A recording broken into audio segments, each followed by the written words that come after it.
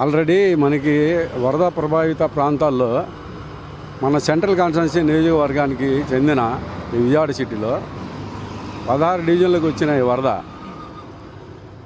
గౌరవనీయులు ఆంధ్రప్రదేశ్ ముఖ్యమంత్రి వర్యులు శ్రీ నారా చంద్రబాబు నాయుడు గారు ఎంతో చాకచక్యంతో చిత్తశుద్ధితో అధికారులను అప్రమత్తం చేసి పోలీస్ శాఖను అప్రమత్తం చేసి ఎన్డీఆర్ఎఫ్ను అప్రమత్తం చేసి మానవుడికి మనిషికి ఎటువంటి హాని ఎటువంటి ఇబ్బంది ప్రాణ నష్టం జరగకుండా ఆస్తి నష్టం జరగకుండా అన్ని రకాలుగా చర్యలు తీసుకొని వారికి ఎంతో వారికి ఉన్న అనుభవంతో నారా చంద్రబాబు నాయుడు గారు గత 14 సంవత్సరాలు ముఖ్యమంత్రిగా చేసిన ఈ అనుభవం దృష్టిలో పెట్టుకొని ప్రాణ నష్టం కానీ ఆస్తి నష్టం కానీ జరగకుండా ఎంతో ఉత్తమంగా ఆయన ఈ ఫ్లోటింగ్ వచ్చిన దాన్ని తిప్పికొడటం జరిగింది.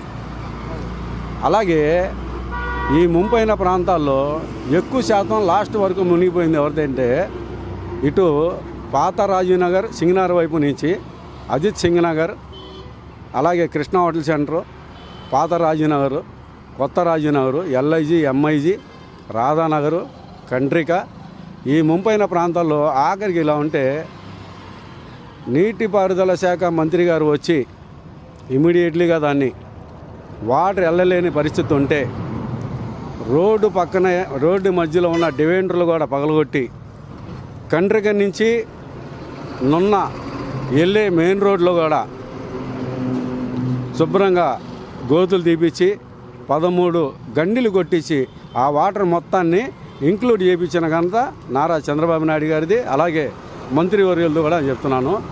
ఇదే సెంట్రల్ కాన్స్టిట్యున్సీలో గౌరవనీయులు ఇప్పుడు మన శాసనసభ్యులు గౌరవనీయులు బోండా ఉమామహేశ్వర గారు తీసుకున్న నిర్ణయానికి మంత్రివర్యులు నీటిపారుదల శాఖ మంత్రివర్యులు రాగానే వారెమ్మట ప్రయాణం చేసి అన్న బోండా ఉమామహేశ్వర గారు ఈ ప్రాంతంలో నీళ్ళు ఇట్టా ఉన్నాయి, ఈ ప్రాంతంలో నీళ్ళు ఇటు కింద దిగాలంటే దీనికి మార్గం ప్రత్యేక మార్గం ఇటు గండి కొట్టాలి, ఇటు గండి కొట్టకపోతే ఇంకొక 4 రోజులు కండ్రిక ప్రాంతం రాజీనగర్, కొత్త రాజీనగర్, పాత రాజీనగర్ ముంపుకు అలాగే వాటర్ దిగుతూ ఉండటంలో అవి గండ్లు కొట్టించి నున్న ప్రాంతం మొత్తం అక్కడ మొత్తం గండ్లు 13 గంటలు కొట్టించి పైపు లైన్లు ఏర్పాటు చేసి రాత్రి పగలు కష్టపడ్డ నాయకులు శ్రీ గౌరవనీయులు సెంట్రల్ నియోజకవర్గంలో బోండా ఉమామహేశ్వర అని చెప్పుకోవాలి. ఎందుకంటే ఉదయాన్నే ఒక టైం లేదు కదండి, ఇక్కడ ఇది రాజకీయం కాదు కదా, పొద్దునే వచ్చాం మనం ఏదో చేసుకుని వెళ్ళామంటానికి కాదు కదా. ఫ్లడ్ వచ్చింది, ప్రజలు కష్టాల్లో ఉన్నారు, నీళ్లు లేవు, తినడానికి తిండి లేదు, రకరకాలుగా ఇబ్బంది పడుతున్నారు. ఆ సమయంలో బోండా ఉమామహేశ్వర గారు ఆయన ట్రాక్టర్ల మీద తిరిగి ప్రతి రోడ్డు ప్రతి నియోజకవర్గంలో ఆయన పర్యటించి ఏదైతే ముంపైకి గురైన ప్రాంతాలు ఉన్నాయో ఆ ప్రాంతాలన్నీ ఆయన ట్రాక్టర్ల మీద తిరిగి వాళ్ళ నిత్యావసర వస్తువులు సౌకర్యాలు బ్రెడ్స్ కానీ పాలు కానీ వాటర్ కానీ బిస్కెట్లు కానీ అలాగా ప్రతిదీ చిన్నపిల్లలు తాగడానికి పాలు కానిచ్చి అన్నీ సమకూర్చిన నాయకుడు బోండా ఉమామహేశ్వర గారు. మరి అదే రకంగా మరి సెంట్రల్ నియోజకవర్గంలో ఇవాళ మాకు ఈ జరిగిన మైనార్టీలు జరిగిన నష్టం ఏంటంటే మసీదులు ఈ ప్రాంతం మొత్తంలో మునిగిపోయాయి. స్టేట్ పార్టీ నాయకులు అధ్యక్షుల వారు ఇక్కడికి రావటం, అలాగే సెంట్రల్ నియోజకవర్గ మైనార్టీ అధ్యక్షుడిగా నేను, మన ప్రధాన కార్యదర్శి గౌజ్ బాషా, మేమందరం కలిసి ప్రతి మసీదు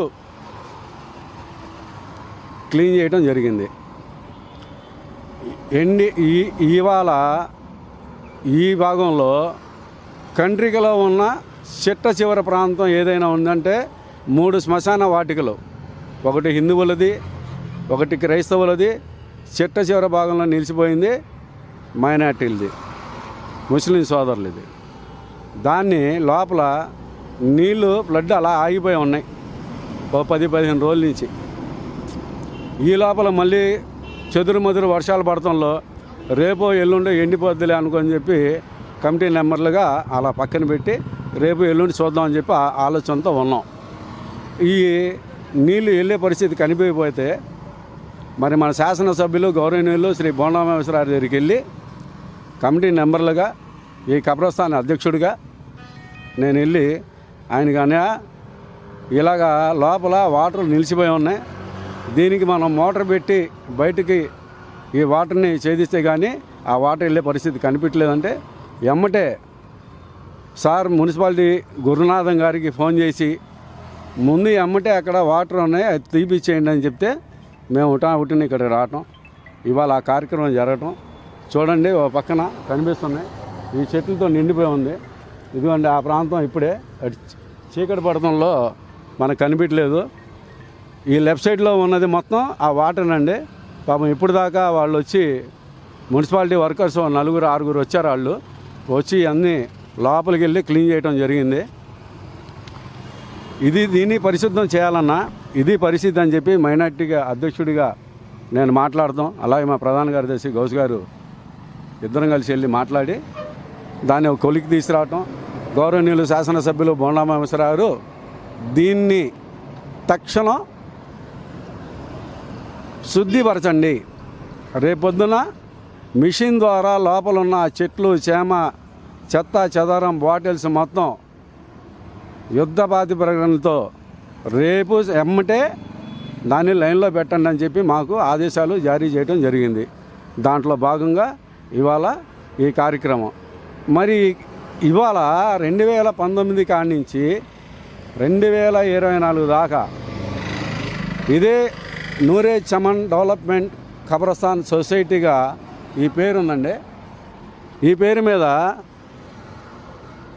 ఆ రోజు ఉన్న వైసీపీ నాయకులు, దాంట్లో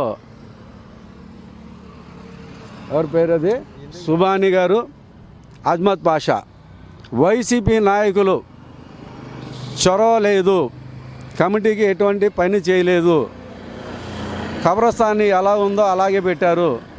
దీన్ని అన్నా బోండా ఉమామహేశ్వరరావు ఇంతకుముందు గెలిచిన తరుణంలో 19 లక్షల రూపాయలు శాంక్షన్ చేసింది వాళ్ళే.